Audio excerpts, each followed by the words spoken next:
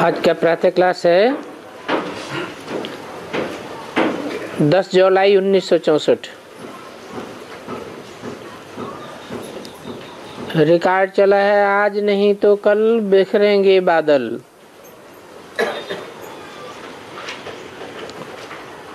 बच्चों को बाप द्वारा अपने घर का पता चला है और कौन से बच्चों को पता चला है, कौन से बाप का? कहेंगे निराकारी बच्चों को निराकारी बाप का पता चला है। अर्थात जो बच्चे निराकारी स्टेज में नहीं टिक पाते हैं उनको बाप का पता नहीं चलता है। बाप का पता भी उन्हीं को चलता है जो खुद निराकारी स्टेज में टिकते हैं, क्योंकि निराकार बाप के बच्चे हैं। अब निराकार बच्चों को अर्थात आत्माओं को परमपिता परमात्मा द्वारा घर का रास्ता मिला है।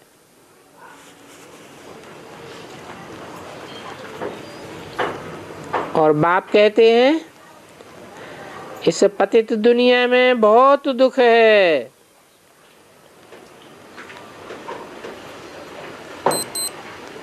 बहुत अशांति है। अब मैं तुमको शांति धाम का रास्ता बताने आया हूं। कलयुग को पतित दुनिया, सतयुग को पावन दुनिया कहा जाता है। परंतु पतित दुनिया से पावन कब और कैसे बनती है ये किसी को पता नहीं है।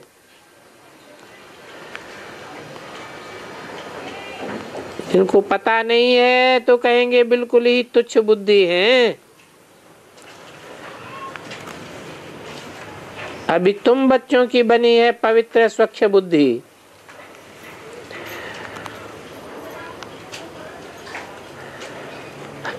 स्वच्छ बुद्धि अगेंस्ट म्लेच्छ बुद्धि ऐसे कहा जाता है। कहेंगे स्वच्छ है ईश्वरीय बुद्धि।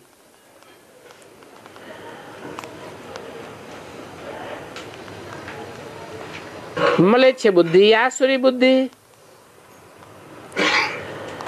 तुम जानते हो हमको ईश्वर बुद्धि भाई ईश्वरीय मत मिल रही है। बाप कहते हैं बच्चे अब घर को याद करो, क्योंकि तुमको घर में ही चलना है। अब इस पुरानी दुनिया को छोड़ दो।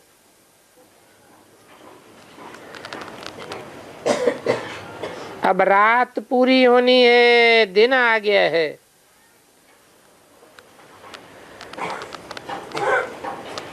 अब दुख में अंधियारे में ठोकरें खाने का समय पूरा होता है। अभी सबको अपने बाप का पैगाम देना है। ऐसे कोई यूनिवर्सिटी नहीं देखेंगे जो एक जगह पढ़ावे और कहे कि ये बाहर वाले भी सुनेंगे। या तो पढ़ाने वाला भी एक ही है, जो पढ़ते हैं वो फिर औरों को पढ़ावेंगे। और स्कूलों आदि में तो अनेक पढ़ाने वाले होते हैं। ग्रंथ या बाइबल आदि कितने पढ़ते होंगे।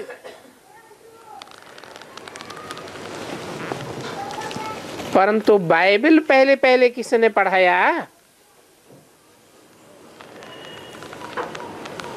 कहेंगे क्राइस्ट ने क्रिश्चियन धर्म में स्थापन करने के लिए पढ़ाया। तो ये देवी देवता धर्म अथवा इसकी स्थापना करने के लिए पढ़ाने वाला भी एक है। कोई से भी पूछना है कि तुम्हारा रचयिता कौन है, तुम परमपिता परमात्मा किसको कहते हो? बाप को याद करते हो। बाप का परिचय देने से फिर 84 जन्मों का चक्र भी बुद्धि में आ जाता है। अच्छा बताओ, आत्मा पुनर्जन्म लेती है व नहीं लेती है? मनुष्य तो कह देते हैं कि आत्मा 84 लाख बार पुनर्जन्म लेती है।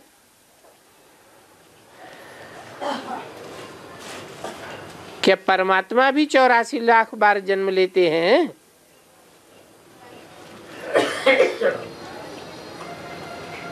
परमात्मा तो नाम रूप से न्यारा है, जन्म मरण रहित है। और नाम रूप न हो तो देश काल भी न ठहरे। नाम रूप है तब तो परम धाम कहा जाता है। परम धामवासी अर्थात वाणी से परे रहने वाला है, तो जरूर उनको नाम भी है, रूप भी है। शिवलिंग का भी रूप दिखाते हैं ना। तो क्या परमपिता परमात्मा भी 84 लाख पुनर्जन्म लेते हैं?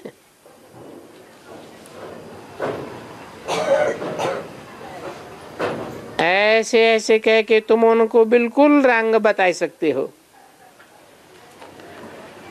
फिर कह देते हैं आत्मा सो परमात्मा, आत्मा सो निर्लेप है। अब निर्लेप का तो अर्थ ही नहीं है, क्योंकि अच्छे व पूरे कर्मों के अनुसार पुनर्जन्म तो आत्मा ही लेती है। तो जरूर लेप छेप लगता है। ये बातें तुम बच्चों के अंदर रात दिन चलनी चाहिए। अगर कोई सर्विस नहीं कर सकते हैं तो ऊंच पद पाए भी नहीं सकते हैं। पहले पहले तो अलिफ को समझाना है। एक अलफ को याद करो तो बाकी सब भूल जाओ। और अलफ एक परमपिता परमात्मा है।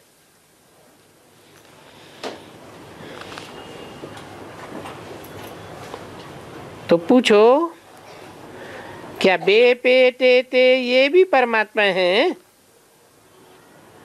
नहीं, वो तो रचना है। अलफ एक परमात्मा को कहा जाता है। उनका रूप भी ज्योतिर्लिंगम अलफ मिसल है।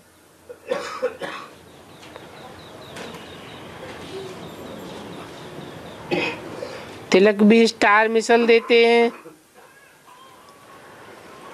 परंतु ये तो किसी को पता ही नहीं है। कोई भी मनुष्य जाकर के कहे कि परमपिता परमात्मा रूप तो आत्मा जैसा ही है। आत्मा के लिए कहते हैं स्टार मिसल, सफेद है, दूर से बहुत छोटा दिखाई पड़ता है। तो आत्मा भी ऐसे ही स्टार है जिसका बहुत साक्षात्कार होता है। और आत्मा हर एक में है। हर एक आत्मा पुनर्जन्म भी लेती है। और सभी आत्माएं बाप को याद करती हैं। भक्त बुलाते हैं भगवान आओ, अथवा भक्त कहते हैं भगवान से हम मिलें। परंतु शरीर के साथ तो मिल नहीं सकते। कहते हैं फलाना स्वर्ग सिधारा, तो ये आत्मा जाती है ना। तुम बच्चों को बाप बैठ समझाते हैं, तुम अपने जन्मों को नहीं जानते हो, हम तुमको समझाता हूं। और तो कोई ऐसे कह ही नहीं सकता। क्यों नहीं कह सकता कि हम तुमको समझाता हूं, तुम अपने जन्मों को नहीं जानते? क्योंकि सब जन्म मरण के चक्र में आते हैं। एक परम पिता परमात्मा ही है जो जन्म मरण के चक्र में नहीं आता है।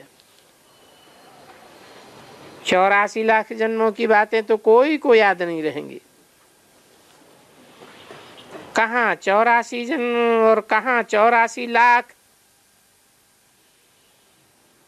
तो मनुष्यों में जरा भी ज्ञान नहीं है।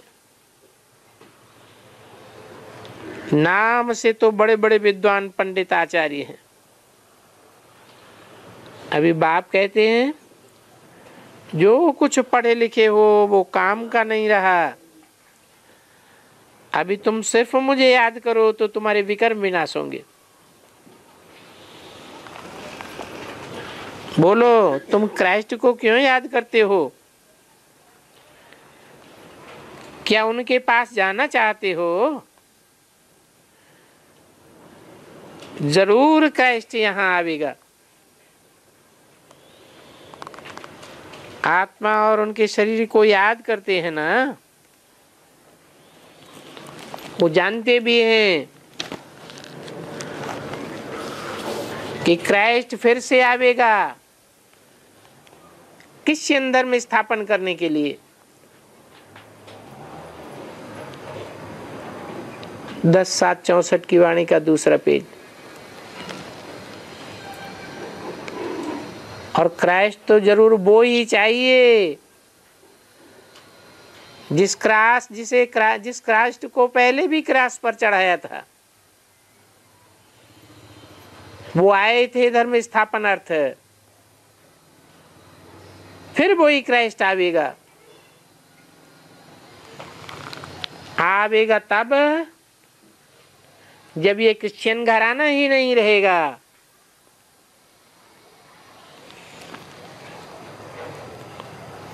कृष्ण को भी याद करते हैं,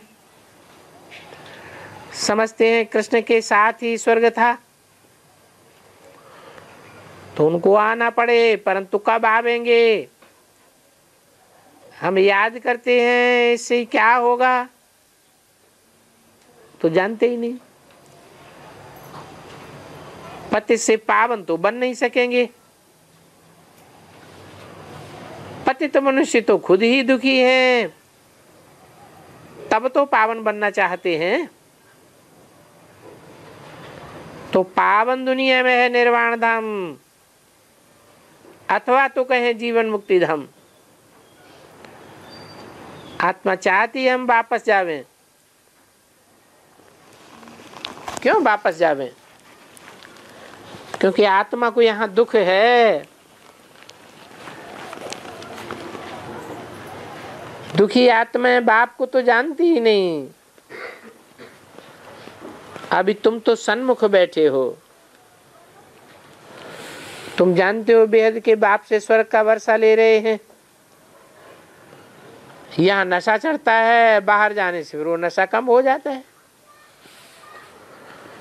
माया एकदम तुम्हारे दीवे को बुझाई देती है।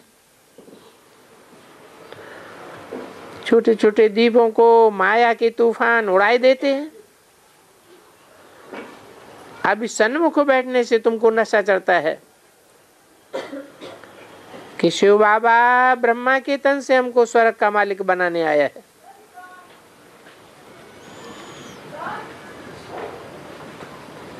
स्वर्ग का मालिक प्रजा भी अपन को कहेगी। यथा राजा तथा प्रजा सब स्वर्गवासी थे, अब यहाँ तो नरकवासी है। कोई गरीब है, कोई साहूकार है, परंतु हैं सब नरकवासी। कहेंगे ये कर्मों का हिसाब किताब है। बेहद का बाप भी तुमको ऐसे कर्म सिखाते हैं जिससे तुम स्वर्गवासी बनते जा रहे हो। भारतवासी अभी नरकवासी है, फिर भारतवासी स्वर्गवासी बनने हैं। परंतु उन स्वर्गवासियों में भी नंबरवार तो होंगे ना। ये मम्मा बाबा भी मालिक बनेंगे तो पुरुषार्थ पर सारा मदार है। देखना है कि हम स्वर्गवासी तो बनेंगे, परंतु स्वर्ग में वास करने वाले किस पद पर बनेंगे। मम्मा बाबा के तख्त पर बैठने के लिए फॉलो करना है। बाबा सहज राजयोग सिखला रहे हैं। कोई को धारणा होती हो और फिर दूसरों को सिखला ही न सके, ऐसे तो होता ही नहीं है। ये तुम्हारी भूल है, बुद्धियोग ठीक नहीं है। ये बातें तो समझना बहुत सहज है, क्योंकि वेद का बाप सब आत्माओं का बाप है। अगर सब भक्त भगवान हैं तो क्या भगवान पुनर्जन्म लेते हैं? भगवान 84 लाख जन्म लेते हैं? ये नॉनसेंस बातें हैं। बाप कहते हैं तुम तो पत्थर बुद्धि, डल बुद्धि हो। बरोबर है, हम और तुम पत्थर बुद्धि थे। अभी बाप ने अपना और रचना का अंत बताया है। लाखों वर्ष की बातें तो कोई समझा ही नहीं सकता। बाबा तो कितना सरलता से समझाते हैं, तो भी पत्थर बुद्धि धारणा नहीं कर सकते हैं। और कोई तो अच्छी रीति धारणा करते हैं। बच्चों को समझाया है बाप को याद करना है, और कोई भी साकार को याद नहीं करो सिवाय एक बाप के। आत्मा ही परमपिता परमात्मा को याद करती है।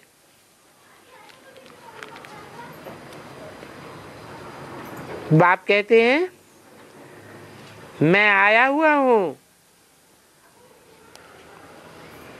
तो तुम सिर्फ एक संग जोड़ो और संग तोड़ो। अभी मुझे एक को याद करो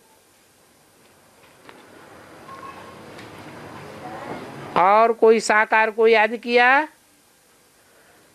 तो जरूर नीचे गिरेंगे। आत्मा ही परमपिता परमात्मा को याद करती है। हम कोई साकार में नहीं फंसाता हूं।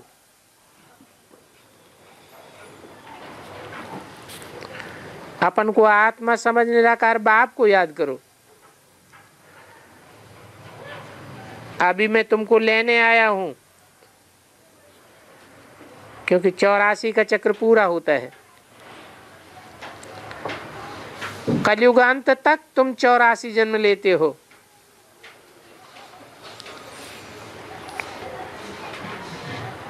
शास्त्रों में 84 लाख जन्म आदि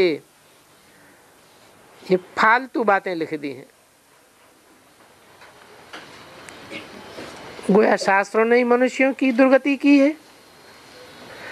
शास्त्र रचे हैं मनुष्यों ने। बाप तो सारे ड्रामा को जानते हैं। 12 16 कला संपूर्ण निर्विकारी था, और धर्म खंडों को सर्वगुण संपन्न 16 कला संपूर्ण नहीं कहेंगे। क्यों नहीं कहेंगे? है, क्योंकि और धर्मखंड तो बाद में आते हैं। पुराने से पुराना धर्मखंड तो भारत खंड ही है, जिसका कभी भी नाश नहीं होता है। ये सर्वगुण संपन्न 16 कला संपूर्ण टाइटल सिवाय देवताओं के और किसको नहीं मिल सकता। और धर्म वालों को 16 कला संपूर्ण कह ही नहीं सकते हैं। हाँ कहेंगे अभी भारत पर ग्रहण लगा हुआ है। ग्रहण लगने में पूरा एक कल्प लगता है।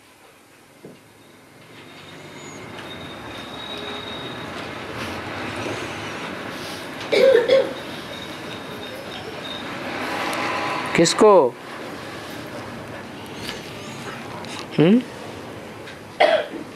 पूरा एक कल्प ग्रहण लगने में किसको लगता है? और धर्मखंडों को और उनके फॉलोअर्स को एक कल्प नहीं लगता है, और भारत को पूरा एक कल्प लगता है। संपूर्ण तो पहले थे, फिर कलाएं कम होती गईं। भारत को ग्रहण लगने में 5000 वर्ष लगे हैं।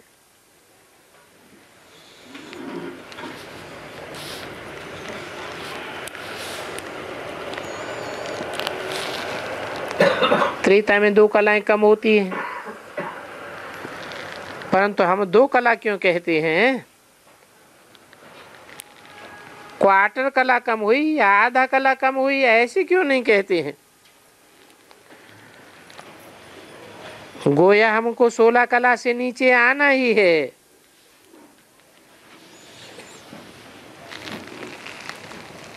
बल सुख रहता है, परंतु कलाएं तो कम हो जाती है ना।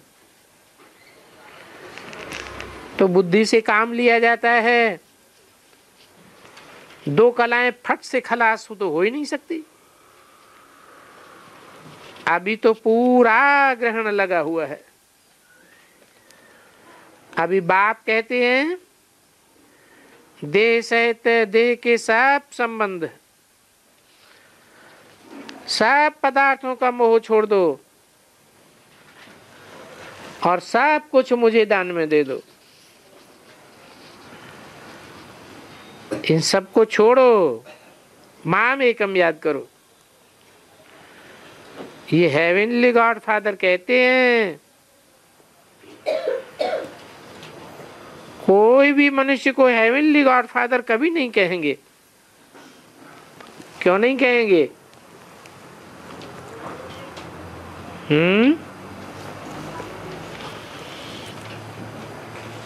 कारण क्या है? क्योंकि और जो भी मनुष्य मात्र हैं सब नीचे गिरने वाले हैं और सारी सृष्टि को भी नीचे गिराने वाले हैं। एक परमपिता परमात्मा ही है जो गुरी सृष्टि को ऊपर उठा करके हेवन बनाए देता है। तो बाप कहते हैं हेवन बनाने के लिए मैं पतित तन में आता हूं।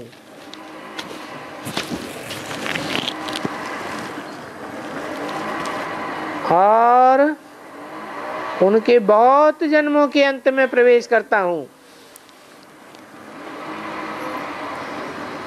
जबकि उनकी वानप्रस्थी अवस्था होती है। 10/7/64 की वाणी का 3रा पेज।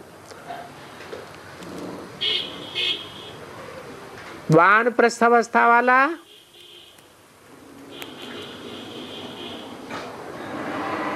जो वानप्रस्थी होगा उनकी बुद्धि में कभी भी विकार का ख्याल नहीं आवेगा, क्योंकि वो तो घर बार छोड़ करके किनारे बैठ जाते हैं। वो सन्यासी लोग भी माताओं को छोड़ देते हैं।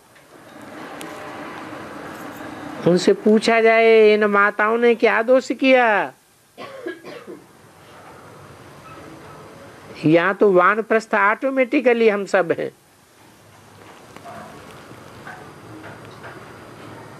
और सारी दुनिया के मनुष्य मात्र वानप्रस्थ में हैं, क्योंकि अभी तो सबके सामने विनाश खड़ा हुआ है। सभी को 5 विकारों की जंजीरों से छुड़ाए बाप साथ ले जावेंगे। तो अपन को आत्मा निश्चय कर बाप को याद करना है। हम आत्मा 84 जन्म का पार्ट पूरा किया, अब हम जाते हैं बाबा के पास। परंतु ये कौन कहता है? शरीर तो नहीं कहता है, आत्मा के लिए कहते हैं ज्योति ज्योति समाया, अर्थात स्वर्गवासी हुआ। कौन सी ज्योति में समाया? ये ज्योति क्या है? ज्ञान की ज्योति है। अभी तो सब मनुष्य मात्र की ज्ञान की ज्योति बुझाई हुई है। एक परमपिता परमात्मा ही है जो ज्ञानवान है, ज्योतिर्वान है। उस ज्ञान की ज्योति में जब हम समा जाते हैं तब स्वर्ग में जाते हैं, तो कहते हैं स्वर्गवासी हुआ। अब सिर्फ बाप को याद करना है। सन्यासी तो बाप को याद ही नहीं करते हैं, वो किसको याद करते हैं? वो तो ब्रह्ममय तत्व को ही याद करते हैं। समझते हैं तत्व ही परमात्मा है, परंतु उस जड़ तत्व को याद करने से कुछ भी ताकत नहीं मिलती है। ताकत नहीं मिलती है तो उनके विकर्म भी विनाश नहीं हो सकते। फिर विकर्माजीत कैसे बनेंगे और बाप के पास कैसे जावेंगे? ब्रह्म कहो, ब्रह्मा कहो,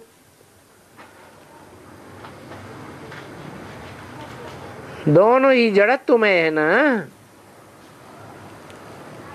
रहने का स्थान है। मैं जिस तन में आता हूं उनका क्या नाम रखता हूं? ब्रह्मा। तो ब्रह्मा जिसका नाम रखता हूं वो जड़त्व में ही हुआ या चैतन्य है? जड़त्व में ही है तो ब्रह्मा है। और जो ब्रह्मा जड़त्व में ही नहीं है उसका नाम क्या है? प्रजापिता ब्रह्मा। तो ब्रह्म को सर्वशक्तिवान नहीं कह सकते, उनसे कोई शक्ति नहीं मिलती है। जो उनसे कोई शक्ति लेकर के घर वापस चला जावे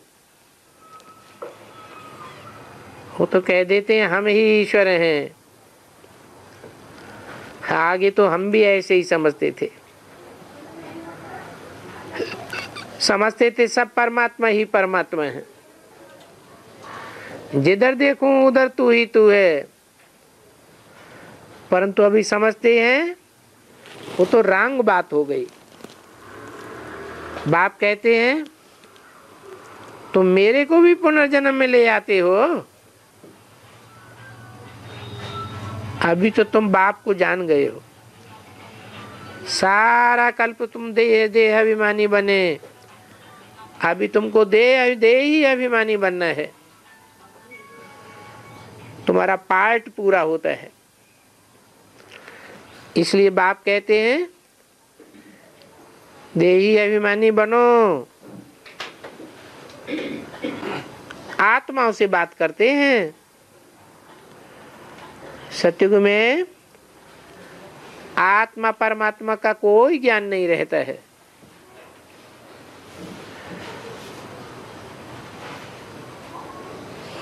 बल अपन को आत्मिक स्थिति में रहते हैं, आत्मा का ज्ञान नहीं रहता है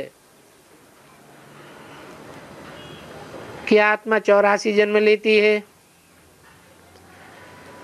ये ज्ञान तो अभी बाप देते हैं। बाप आकर पतित दुनिया को पावन बनाते हैं, एक धर्म की स्थापना करते हैं और बाकी का विनाश कराए देते हैं। इसलिए त्रिमूर्ति दिखाया गया है, इन द्वारा विनाश कराते हैं। खुद तो निराकार है,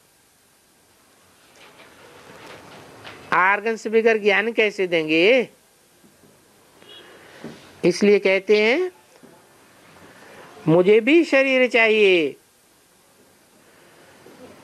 जिन्होंने पूरे 84 जन्म लिए हैं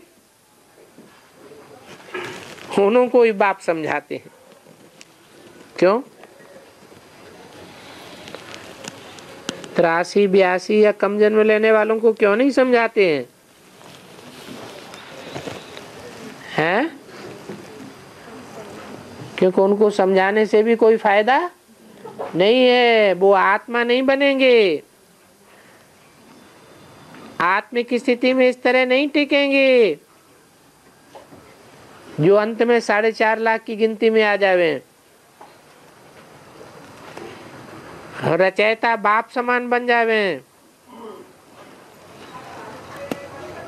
दूसरों किसी को तो ये ज्ञान समझ में ही नहीं आवेगा सिवाय तुम बच्चों के, जिन्होंने 84 जन्म पूरे लिए हैं वो ही बनेंगे। ये भी समझने की बातें हैं। अभी तुम जानते हो कि मनुष्य मनुष्य को कभी सुख नहीं दे सकता। क्यों नहीं दे सकता है? क्योंकि सब मनुष्यों का मन चलायमान है, चंचल है। एक परमपिता परमात्मा ही अमन है, इसलिए वो ही सुखदायी है। वो एक ही बाप है जो सदा मन चैन में है, इसलिए सुखदागतता कहते हैं। दुख देती है माया, कहेंगे ये माया भी बड़ी बलवान है, इसलिए हम बाबा को याद करेंगे और सुदर्शन चक्र फिराते रहेंगे तो माया का सिर कट जाएगा और फिर तुम मालिक बन जाएंगे। इस नॉलेज को अंदर ही अंदर धारण करना है। हमारे 84 जन्म अब पूरे हुए, विनाश भी सामने खड़ा है। आपस में अगर लड़ पड़े तो अनाज उस तरफ से इस तरफ आ ही नहीं सकेगा। विनाश शुरू हुआ और कैलेमिटीज आवेगी, आफतें आ जाएंगी।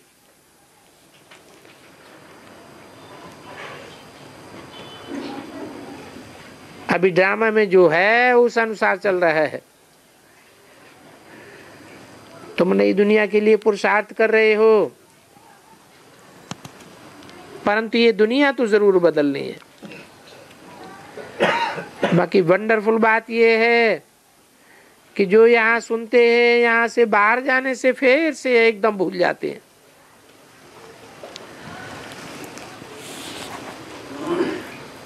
न स्थूल बातें याद रहती हैं, न सूक्ष्म बातें। कोई कोई हैं जो सर्विस में तत्पर ही रहती है।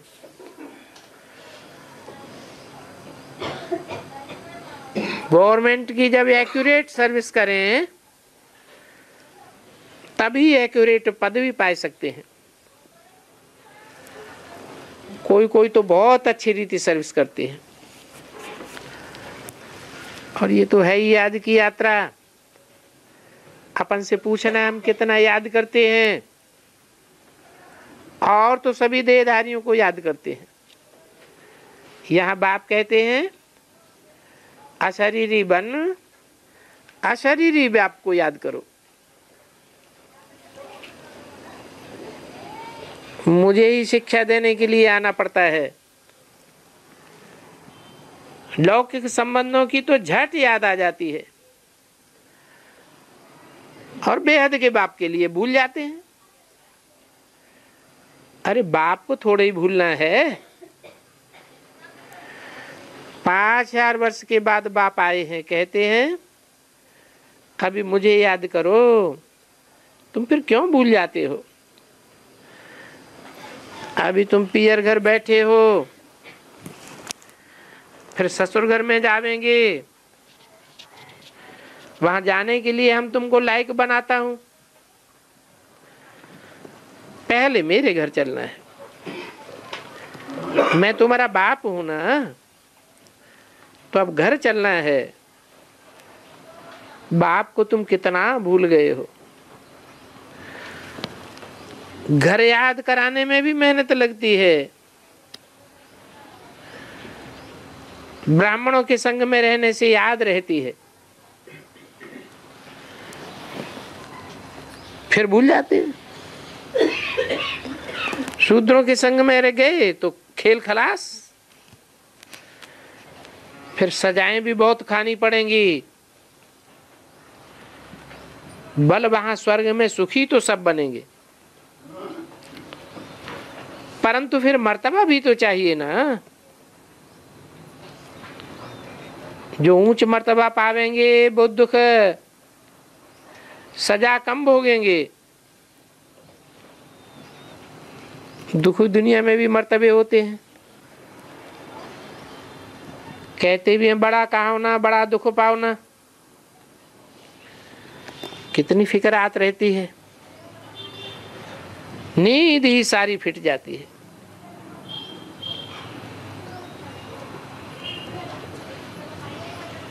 कितना दुख होता है।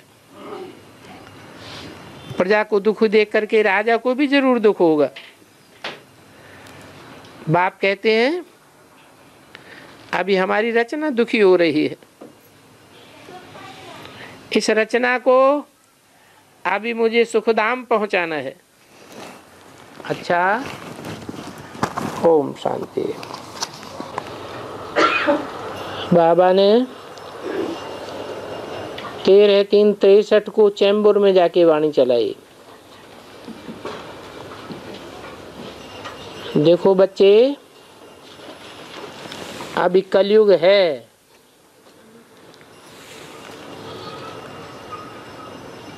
सभी पतित हैं, तो जरूर पावन बनने बाप का वर्षा चाहिए। और पावन बनाने वाला है एक, परंतु उनका नाम सिर्फ उल्टा कर दिया है।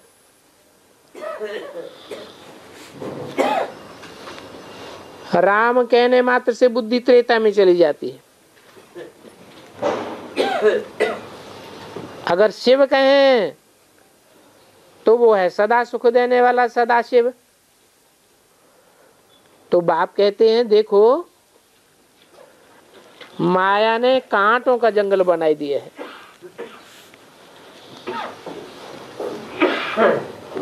अब इस जंगल को गार्डन बनाना है, क्योंकि अभी तुम फूल बन रहे हो। जो मेरी मत पर चलेंगे वो फूल बनेंगे। उनकी मत है मन मना भव। मुझे याद करो, रावण पर जीत पाओ।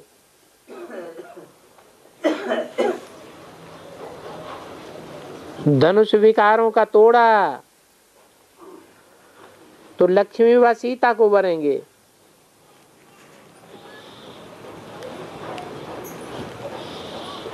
बाप आए हैं वर्षा देने के लिए। अभी तो सभी दुखी हैं, सभी कंगाल हैं। रावण का श्राप लगा हुआ है। अब आकर के वर ले लो बाप से। यहां भी देखो कोई कोई तो वर लेते ही नहीं है। माया कहां न कहां ऐसा नाक से पकड़ती है जो पता ही नहीं पड़ता है कि हम दैवी कुल को कलंक लगाते हैं। ऐसे बहुत हैं, अगर उनका नाम ले देवें तो फंक हो जाएंगे, कहेंगे बदनाम तो हो ही गए हैं, फिर और भी बदनामी का काम किया तो अब क्या होगा। ऐसे आशीर्वित सुनंती कथंती भागंती वाले भी आ गए हैं, वो भी गाए हुए हैं। बाहर से तो बड़ा अच्छा फूल देखने में आते हैं, परंतु बाबा तो जानते हैं ये बड़े बड़े कांटे हैं। अमृत पीते पीते जो टेटर बनते हैं वो बड़ा नुकसान कर देते हैं। चलते चलते कोई काम के वशीभूत होकर गंदे बन पड़ते हैं, फिर कोई धर्मराज से डरते हैं तो डर के कारण लिख भी देते हैं कि धर्मराज बाबा हमसे भूल हो गई, हमको क्षमा करना। कोई तो फिर छिपा लेते हैं, उसका नुकसान भी उनको होता है। ऐसा नुकसान होता है जो माया और ही खाना खराब कर देती है। ऐसे कोई फूल हैं जो फूल बनते बनते कांटे बन जाते हैं। माया बड़ी प्रबल है, ये भी बॉक्सिंग है। राम उस्ताद है तो रावण भी कम उस्ताद नहीं है। ब्राह्मण कुलभूषण को भी गिराए देता है। जब गिरते हैं तो ब्राह्मण कुलभूषणों में बहुत हाहाकार हो जाता है। कांटों के जंगल में बैठे बैठे देवी फूलों का बगीचा बनाने में बड़ी मेहनत लगती है। आखिरी तो ये बगीचा बन ही जाएगा, गाया भी जाता है कि पांडव बहुत खीरखंड होकर के रहते थे। तो अपन को देखना है कि हमारे में कहीं कोई से घृणा तो नहीं है, कोई से ईर्ष्या द्वेष तो नहीं है। जितना हो सके एक दो को समझाते रहना है। कभी भी किसी के दिल को दुख नहीं देना है, सभी को राजी करना है। और राजी भी युक्ति से करना है, ऐसे नहीं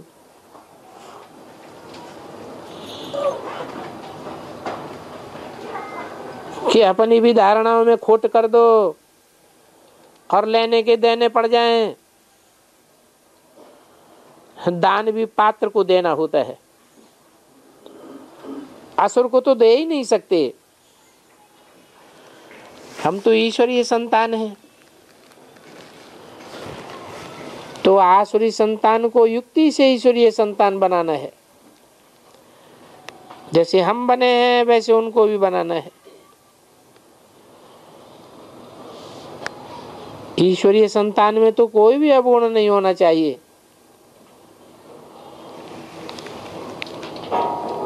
कोई भी काम क्रोध लोभ मोह के वशीभूत न हो। ये कर्मेंद्रियां बड़ी शैतान हैं, इनके संस्कारों को बदलना है। मोस्ट बिलीव्ड बाप की याद में रहना है।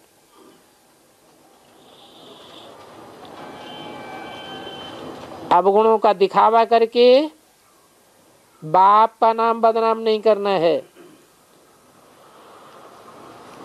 गायन है सदगुरु रंदक ठौर न पावे। तुमको तो ठौर का भी पता है कि बरोबर हम सूर्यवंशी चंद्रवंशी बनते हैं।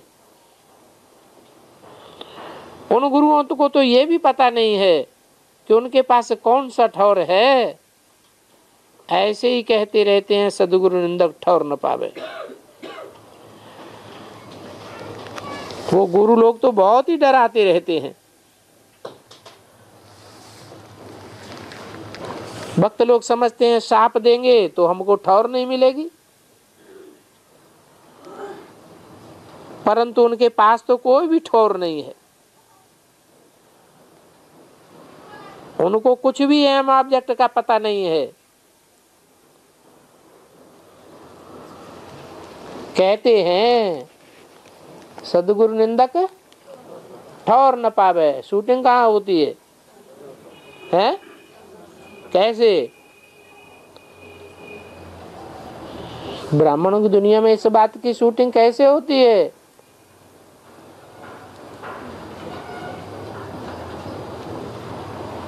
अरे वो कहते हैं अगर तुम सदगुरु की निंदा कराओगे, सदगुरु साकार में आया हुआ और तुमने उसकी निंदा कराई तो तुमको माउंट आबू में ठौर नहीं मिलेगी। बाप कहते हैं उनको एम ऑब्जेक्ट का भी कोई पता नहीं है। ये गुरु लोग तो बड़े जैसे बड़े असुर हैं।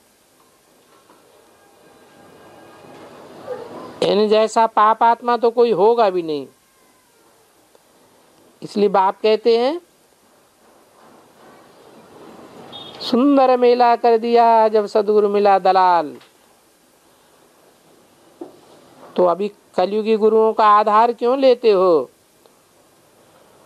तुम बच्चे तो अभी बाप से वर्षा पाए रहे हो। तुम्हारा वर्षा है ही ऊंच ते ऊंच मुक्ति जीवन मुक्ति का। हर एक को अपना पुरुषार्थ करते रहना है। अच्छा बच्चों को गुड मॉर्निंग।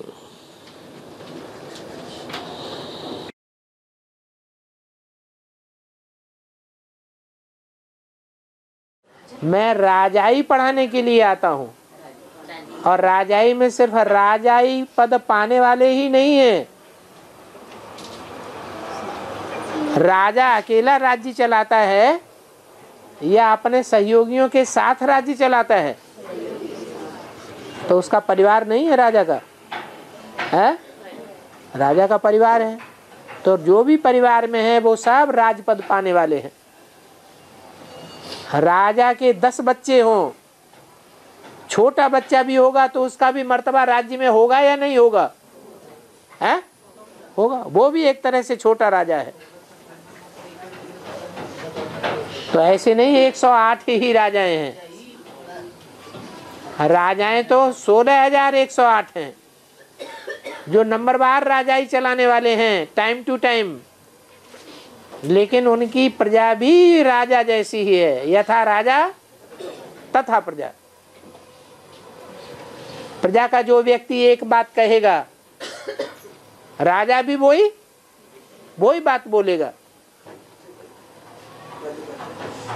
और बाबा आत्मा शरीर छोड़कर ओम त्र्यंबकम यजामहे श्लोक का। अच्छा, माने सारे अर्थ जितने भी मंत्र आए हैं, जितने भी मंत्र भक्ति मार्ग में, उन सबका अर्थ बैठ के बताएं।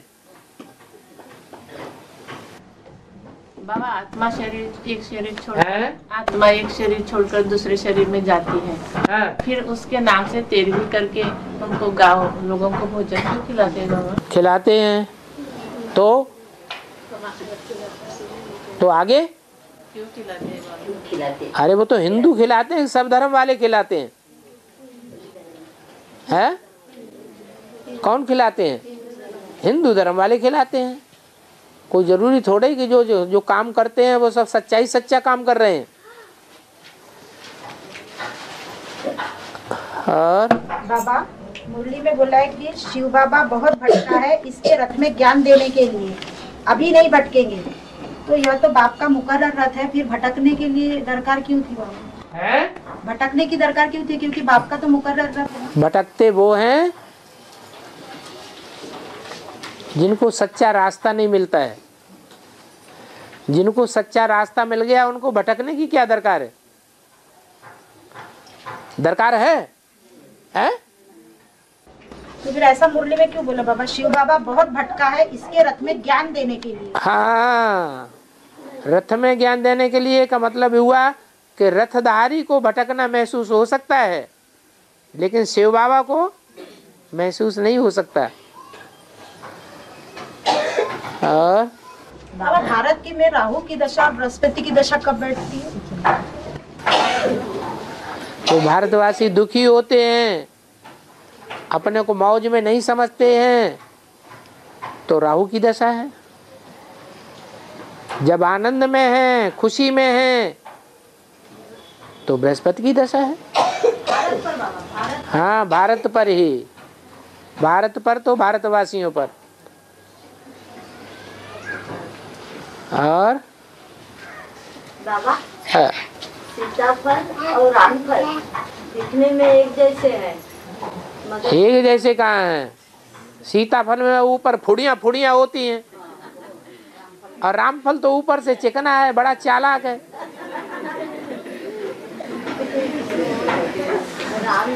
सीताफल खाने में टेस्टी लगता है, और रामफल खाने में उतना टेस्टी नहीं लगता। हाँ, तो जो ऊपर ऊपर से खराब खराब दिखाई पड़ता है फुड़ियों वाला, कोई जरूरी थोड़े कि अंदर से भी एक जैसा ही हो। और शूटिंग बेहद में बता तो दिया, राम वाली आत्मा ज्यादा सुखदाई है या सीता वाली आत्मा ज्यादा सुखदाई है? ज्यादा पवित्र कौन है? सीता वाली आत्मा ज्यादा पवित्र है। तो जो ज्यादा पवित्र है वो ज्यादा सुख देगी, या जो अपवित्र है वो ज्यादा सुख देगा? पवित्र है वो ज्यादा सुख देगा। रानियां जो हैं वो राज परिवार में महारानी के साथ रहती हैं, तो रानियां ज्यादा सुखी रहेंगी, या राजा को फॉलो करने वाले छोटे मोटे और राजाएं हैं वो ज्यादा सुखी रहेंगे? क्यों? रानियां ज्यादा सुखी क्यों रहती हैं? जो महारानी के अंडर द कंट्रोल रहती हैं। हाँ, क्योंकि महारानी ने पवित्रता का पालन किया है, तो उसको फॉलो करने वाली रानियां भी पवित्रता को फॉलो करती हैं। और जितने भी बड़े बड़े राजाएं भारत के हुए हैं वो सब अपवित्र रहे हैं, तो उनको सहयोग देने वाले जो राजाएं हैं वो भी युद्ध भूमि में लड़ाई लड़ते रहे, खून खराबा करते रहे। द्वापर की बात है ना? हाँ, द्वापर कलयुग की बात है। बाबा भक्ति मार्ग में एकलव्य का अंगूठा कटने के बाद वो फिर कभी धनुषबाण नहीं चला सके, तो ऐसे ही क्या? ऐसी बात थोड़ी है, कभी नहीं चला सकेगा। उसने उंगली से चलाना प्रैक्टिस कर ली। क्या उंगली से नहीं खींचा जा सकता बाण? क्या उंगली और अंगूठे से ही बाण को पकड़ा जा सकता है? दो उंगलियों से नहीं पकड़ा जा सकता। जो अंगूठे से प्रैक्टिस कर सकता है वो उंगलियों से भी प्रैक्टिस कर सकता है। और अश्वस्थामा है तो वो घायल होके अभी भी नदी के किनारे रहता है बोलते बाबा भक्ति मार्ग में, तो ये क्या है रहस्य? सब आत्माएं अजर अमर अविनाशी हैं, या कोई मरती भी है? ऐसे ही अश्वत्थामा भी अजर अमर अविनाशी है, वो भी नदी के किनारे रहता है।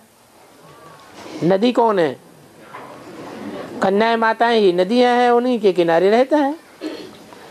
चंद्रमा कहाँ रहेगा? है चंद्रमा कहाँ रहेगा? चंद्रमा ही ऐसा उपग्रह है जो धरती के सबसे नजदीक है। बाकी ग्रह उपग्रह, बाकी जो 9 लाख सितारे हैं वो सब दूर दूर है। हाँ, बाबा माया में बिल्ली का ऐसा कौन सा गुण है जो माया में दिख रहा है?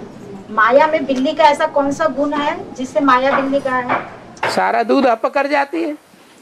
शिव बाबा ने जितना भी मुरलियां सुनाई वो सबसे पहले सुनते थे ब्रह्मा बाबा, लेकिन ब्रह्मा बाबा उतना धारण नहीं कर पाते थे जो पूरी मुरली ज्यों की त्यों सुना दें। लेकिन कुमार का दादी में ये सिफ्त थी कि सारी की सारी मुरली 4 पेज की चलाई हुई ज्यों की त्यों एक बार सुन करके पूरी मुरली ज्यों की त्यों सुना देती थी। तो सारा दूध अप कर लेती थी कि नहीं? आप पक्का सर्राफ है, सर्राफ नहीं। जो सोने के, चांदी के, हीरे जवाहरात के व्यापारी होते हैं उनको सर्राफ कहा जाता है।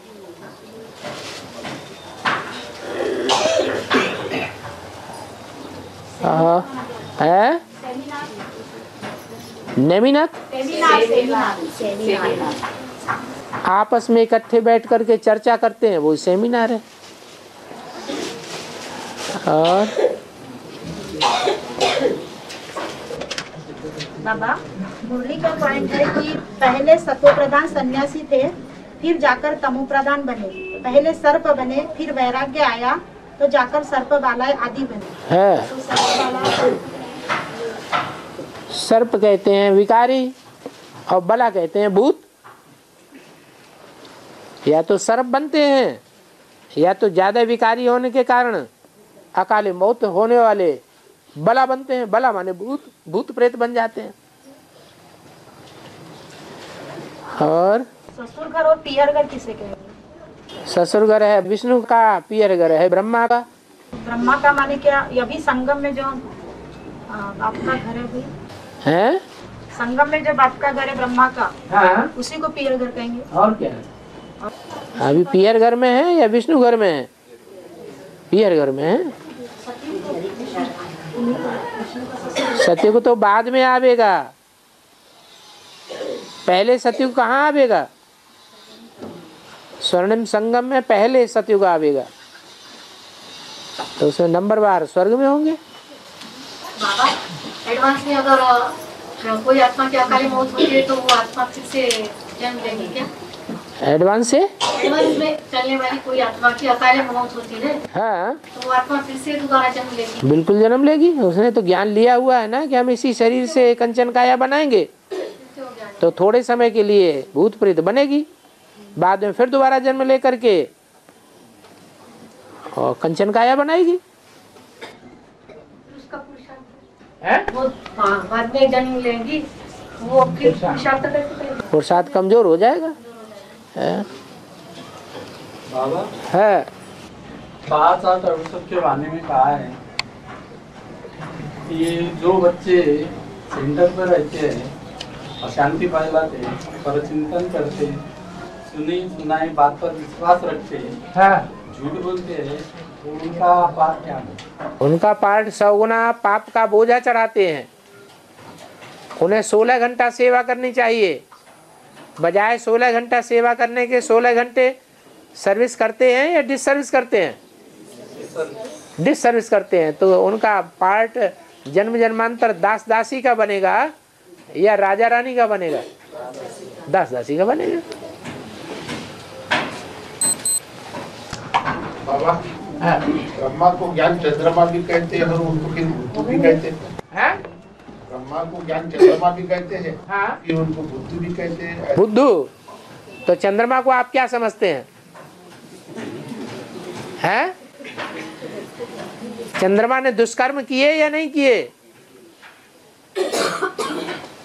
शास्त्रों में चंद्रमा को दुष्कर्म करते हुए दिखाया या नहीं दिखाया? तो बस हो गया। जो बच्चा बुद्धि होगा वो ही गुरु पत्नी पर फिदा होगा, या सालिम बुद्धि होगा वो गुरु पत्नी पर फिदा होगा? हाँ जी, हाँ जी। बाबा ब्रह्मा ही सबसे ज्यादा निश्चय अनिश्चय के चक्र में आता है, तो कौन कौन से पॉइंट से सिद्ध करके बताएंगे बाबा? अरे गीता का भगवान जो मुख्य पॉइंट है वो ही बता दो। तुम्हें कोई पॉइंट याद ही नहीं आता है तो सब कुछ फेवर में याद आ रहे हैं, तो एक पॉइंट तो कम से कम देख लो। बाबा 2018 से लेकर 2028 तक एडवांस पार्टी की जो विशेष आत्माएं हैं उनका नवरोजा लगेगा और सब सार रूप स्टेज में प्रत्यक्ष हो जाएंगे। तो नवरोजा माने जैसे खरबूजा है, आम का सीजन आता है, तो जिस पेड़ पर आम पकना शुरू होते हैं तो 9 दिन के अंदर सारे पेड़ के पार आम, मोस्टली देसी आम पक जाते हैं। ऐसे ही खरबूजा, जिस खेत में खरबूजा पकना शुरू होगा तो 9 दिन के अंदर सारे खरबूजे एक के बाद एक पक जाते हैं। एक को देख करके दूसरा पकेगा।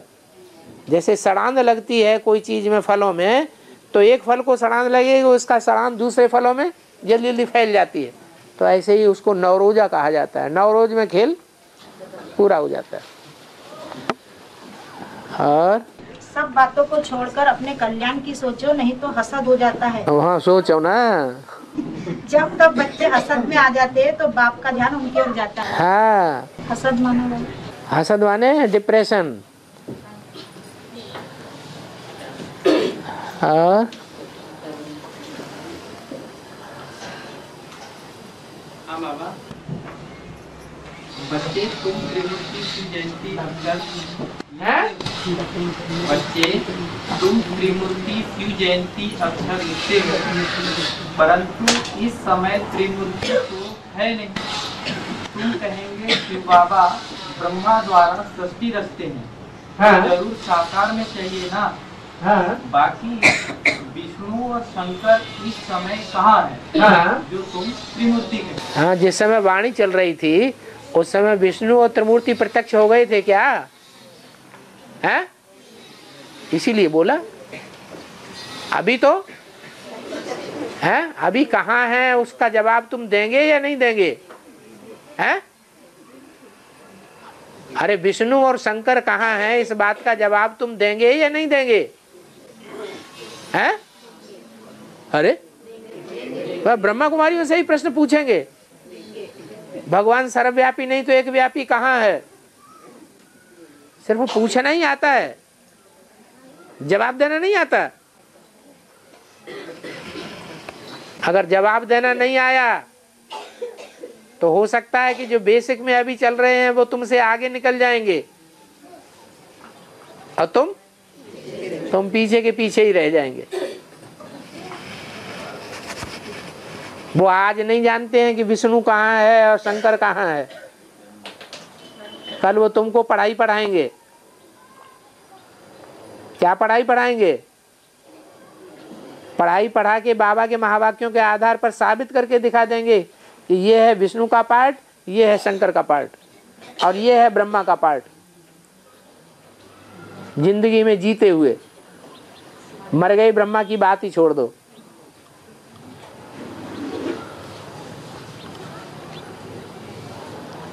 बाबा हरिपुर के वार्तालाप में बोला है कि सतयुग में जो कृष्ण पैदा होगा वो 60 साल के बाद होगा। तो ये किस आयु के बाद है बाबा? हद या बेहद की? हद या बेहद की आयु बाबा? हाँ। सतयुग में जो कृष्ण पैदा होगा वो 60 साल के बाद होगा। कृष्ण पैदा होगा 60 साल के बाद होगा? हाँ। तो ये किस आयु की बात है बाबा? अरे ज्ञान यज्ञ में कृष्ण की सोल ने गर्भ में प्रवेश किया पीपल के पत्ते पर। कब प्रवेश किया है? अरे 87 में किया ना। और